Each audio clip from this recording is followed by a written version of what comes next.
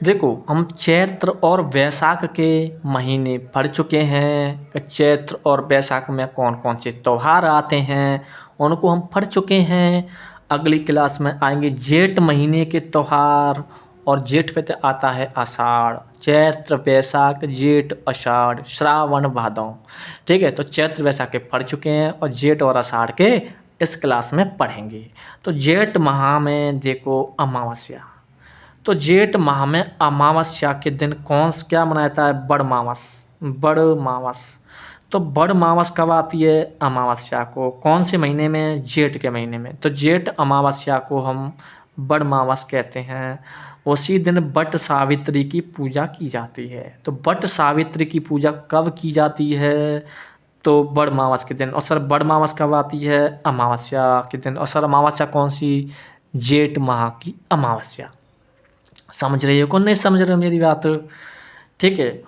और देखो, अमावस्या के दिन सीतावाड़ी का मेला लगता है। तो जेठ अमावस्या के दिन सीतावाड़ी का मेला लगता है। और सीतावाड़ी का मेला कहाँ लगता है?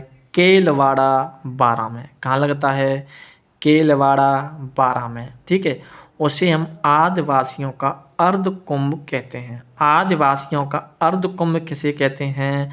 तो सीतावाड़ी के मेले को। सीतावाड़ी का मेला आदिवासियों का अर्ध कुंभ कहलाता है। ठीक है। लेकिन आदिवासियों का अर्ध कुंभ सीतावाड़ी का मेला कहलाता है, चलो मान लिया। हम कब कह रहे हैं कि नहीं? अब मुझे एक बात बताइए, आदिवासियों का कुंभ किसे कहते हैं? सर आदिवासियों का कुंभ वेड़ेश्वर मेले को कहते हैं। वेड़ेश्वर धाम डूंगरपुर में पड़ता है ना, वेड़ेश्वर को कहते हैं आदिवासियों का कुंभ। मैं समझ में आई कि नहीं आई? सर बिल्कुल आई। ठीक है सर। देखो, आदिवासियों का कुंभ कब पड़ता है, मैं 1 मिनट बताता हूँ भालो। 1 मिनट रुको। आदिवासियों का कुंभ, 1 मिनट रुक जाओ बस। देखो, आदिवासियों का कुंभ देखो जरा। आदिवासियों का कुंभ कब आता है? आदिवासियों का कुंभ किसको कहते हैं? वेड़ेश्वर मेले को। किसको? वेड़ेश्वर मेले को। ठीक है। और आदिवासियों का अर्ध कुंभ किसे कहते हैं? तो सीतावाड़ी का मेला। सीतावाड़ी का मेला।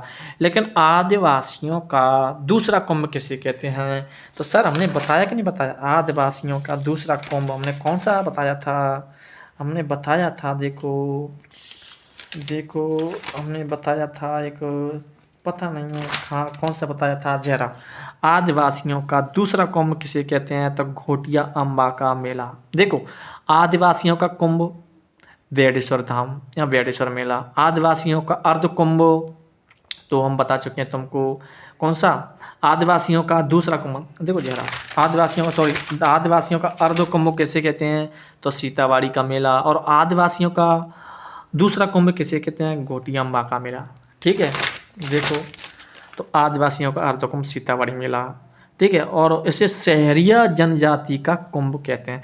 आदिवासियों का अर्ध कुंभ कहते हैं सीतावाड़ी को, लेकिन शहरिया जनजाति का कुंभ कहते हैं सीतावाड़ी मेला को। उसी दिन जेठ के महीने में अमावस्या के दिन सीता माता का मेला लगता है। और सर सीता माता का मेला लगता कहाँ पर है?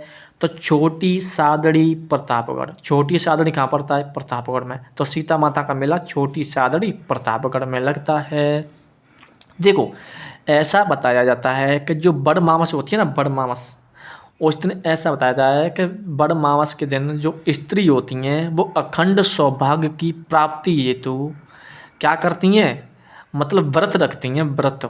ठीक है। और इसी दिन महिला बरगद की पूजा करती हैं। मतलब बरगद की क्या करती हैं? पूजा। ठीक है। और बड़ मावस के दिन व्रत रखती हैं, मतलब अखंड सौभाग्य की प्राप्ति हेतु। ठीक है। कि हमारा सौभाग्य, मतलब हमारा जो वो है, मतलब कहते हमारा मतलब वो जो सुहाग है वो मिटना नहीं चाहिए। ठीक है। हमारा सुहाग हमेशा मतलब कम से कम 100 साल तक ऊपर ऊपर मतलब एक ऊपर जाना चाहिए। 100 साल तक जिए हम कम से कम। ठीक है। हमारा सौभाग्य नहीं मिटना चाहिए। ठीक है। और इसी दिन बरगद की या बड़ की पूजा की जाती है। बात समझ में आ रही है कि नहीं आ रही है? एक सीतावाड़ी का मेला मैंने पढ़ा था। लव कुश की जन्मभूमि कहाँ मानी जाती है? सर सीतावाड़ी। सीतावाड़ी में लव कुश की जन्मभूमि मानी जाती है। तो सीताबाड़ी का मेला कहाँ लगता है? कैलवाड़ा बारा में। समझ रहे हो को नहीं समझ रहे हो मेरे? ठीक है, देखो जो सीताबाड़ी का मेला है ना, यह ऐसा बताया जाता है कि 26 जनवरी 2008, 26 जनवरी 2008 से पहले ये मेला कहाँ पे लगता था? सीताबाड़ी का मेला तो सर ये प्रतापगढ़ में लगता था। सीताबाड़ी का मेला पहले ये प्रतापगढ़ में लगता था, ठीक है। लेकिन 26 जनवरी 2008 के बाद ये मेला कहाँ लगता है? केलवाड़ा बारा में, केलवाड़ा बारा में, ठीक है। तो अगला देखेंगे, अमावस्या के बाद शुक्ल तृतीय। शुक्ल तृतीय सर जेठ अमावस्या वो सॉरी जेठ के महीने में शुक्ल तृतीय के दिन महाराणा प्रताप जयंती मनाई जाती है। क्या मनाई जाती है? महाराणा प्रताप जयंती। तो सर महाराणा प्रताप जयंती कब मनाई जाती है? तो जेठ के महीने में शुक्ल तृतीय के दिन, शुक्ल तृतीय के दिन महाराणा प्रताप जयंती मनाई जाती है। सर दशमी के दिन क्या होता है? कुल दशमी, शुक्ल दशमी। तो जेठ के महीने में शुक्ल दशमी के दिन गंगा दशमी मनाई जाती है। क्या मनाई जाती है? गंगा दशमी। समझ रही हो कि नहीं समझ रही हो? देखो ऐसा बताया जाता है कि इसी दिन गंगा माता का धरती पर आगमन हुआ था, ठीक है। कब? शुक्ल दशमी के दिन। जेठ के महीने में शुक्ल दशमी के दिन गंगा दशमी मनाई जाती है, क्योंकि ऐसा बताया कि इस दिन गंगा माता का धरती पर आगमन हुआ था। सर गंगा माता को लाया कौन? तो भागीरथ लाया था। भागीरथ के द्वारा गंगा को धरती पर लाया गया था, ठीक है। और इसी दिन फिर गंगा दशहरा का मेला भी लगता है। तो गंगा दशहरा का मेला लगता है कामाडीग में, कामाडीग में। तो गंगा दशहरा का मेला कहाँ लगता है? कामाडीग। कब लगता है? शुक्ल दशमी। तो जेठ शुक्ल दशमी के दिन। बात समझ में आ रही है कि नहीं आ रही है? देखो अगला देखते हैं, शुक्ल एकादशी। दशमी पढ़ ले तो एकादशी आ जाएगा। एकादशी, एकादशी देखो उसको कहते हैं निर्जला एकादशी। निर्जला एकादशी या भीम ग्यारस, भीम ग्यारस कहो या निर्जला एकादशी कहो। गंगा के सम्मान में व्रत रखा जाता है। मतलब गंगा मैया कब आई थी? जेठ शुक्ल दशमी के दिन, ठीक है। तो उसके सम्मान में अगले दिन एकादशी के दिन क्या रखती हैं महिलाएं? व्रत रखती हैं। क्या रखती हैं? उसके सम्मान में। तो शुक्ल एकादशी, निर्जला एकादशी या भीम ग्यारस कब आती है? तो जेठ के महीने में शुक्ल एकादशी के दिन, ठीक है। बात समझ में आई कि नहीं आई? क्या पढ़ा था? अमावस्या। जेठ के महीने में एक तो अमावस्या पड़ी, एक शुक्ल तृतीय, दशमी, ग्यारस, ठीक है। अब देखेंगे, देखो हम जेठ के महीने में कुछ नहीं पढ़ा है। अमावस्या, बड़मावस, शुक्ल तृतीय महाराणा प्रताप जयंती, शुक्ल दशमी गंगा दशमी, और शुक्ल एकादशी निर्जला एकादशी और भीम ग्यारस। 4 त्यौहार पड़े हैं, 1 2 3 4। तो जेठ के महीने में 4 त्यौहार। अगला आ जाएगा आषाढ़। क्या आ जाएगा? आषाढ़। समझ रहे हो मेरी बात कि नहीं समझ रहे हो? सर देखो आषाढ़ के महीने में एकादशी के दिन, एकादशी, ठीक है, एकादशी। सर आषाढ़ के महीने में एकादशी के दिन, सर एकादशी कौन सी है जी? तो कृष्ण पक्ष की, कृष्ण, कृष्ण, ठीक है, कृष्ण, कृष्ण, ठीक है, कृष्ण। कौन सी है? कृष्ण।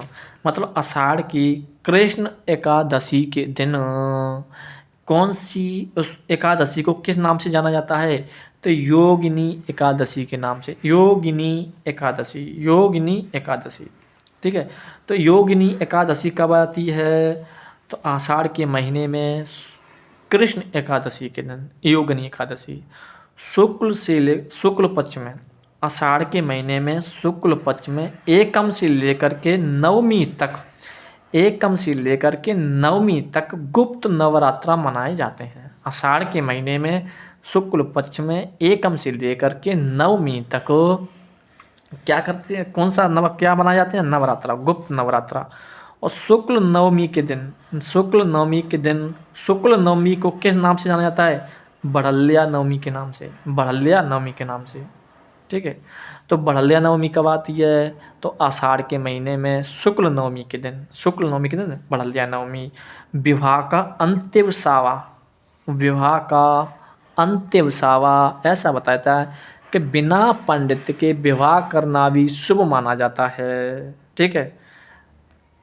इसी दिन शुक्ल नवमी के दिन, बढ़लिया नवमी के दिन बिना पंडित के विवाह करना शुभ माना जाता है। चाहे पंडित हो चाहे नहीं हो, कौन के दिन, आषाढ़ के महीने में शुक्ल नवमी के दिन, बढ़लिया नवमी के दिन विवाह का अंतिम सावा। ठीक है। शुक्ल एकादशी को देव सयनी एकादशी के नाम से जाना जाता है। देव सयनी एकादशी के नाम से, किसके नाम से? देव सयनी एकादशी के नाम से जाना जाता है। किसको? किसको? शुक्ल एकादशी को, आषाढ़ शुक्ल एकादशी को देवशयनी एकादशी माना जाता है। ऐसा बताया जाता है कि जो भगवान विष्णु हैं वो 4 माह के लिए क्षीर सागर में सोने के लिए चले जाते हैं। ठीक है। जो देवी देवताएं या मतलब जो भगवान विष्णु हैं वो 4 माह तक, मतलब 4 माह के लिए, कब? आषाढ़ के महीना में शुक्ल एकादशी, तो देव शयनी एकादशी मतलब देव जी सो जाते हैं। भगवान विष्णु 4 माह के लिए कौन से सागर में? क्षीर सागर में सोने के लिए चले जाते हैं। तो इसी दिन से मांगलिक जो कार्य होते हैं वो बंद हो जाते हैं। कब से? शुक्ल एकादशी, आषाढ़ के महीना शुक्ल एकादशी के दिन। वो पूर्णिमा, उसे आषाढ़ की महीने की जो पूर्णिमा आती है उसे गुरु पूर्णिमा के नाम से जाना जाता है। गुरु पूर्णिमा, उसको हम व्यास पूर्णिमा भी कहते हैं। व्यास पूर्णिमा। ठीक है। या देखो, गुरु पूर्णिमा कब आती है सर? आषाढ़ के महीने में पूर्णिमा की गुरु पूर्णिमा। आषाढ़ की पूर्णिमा को हम व्यास पूर्णिमा भी कहते हैं। ऐसा बताया जाता है कि वेद व्यास जी का जन्म हुआ था। इसी दिन किसका जन्म माना जाता है? वेद व्यास जी का। किसका? वेद व्यास जी का। ठीक। कब? आषाढ़ के महीने में पूर्णिमा के दिन।